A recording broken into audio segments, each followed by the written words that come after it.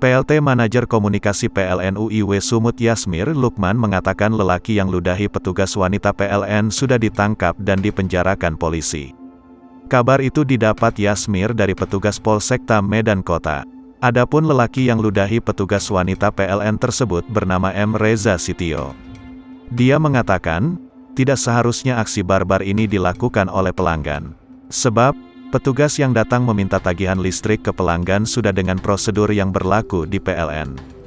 Maka dari itu, pihaknya tidak akan tinggal diam jika ada pelanggan yang bertindak kasar kepada petugas. Pihaknya akan melakukan langkah hukum agar ada efek jera bagi pelanggan yang kasar.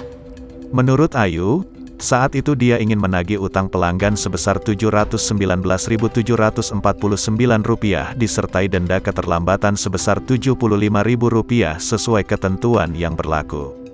Ia bersama 3 rekan kerjanya malah diusir oleh pelanggan yang diketahui berasal dari kalangan ekonomi menengah ke atas.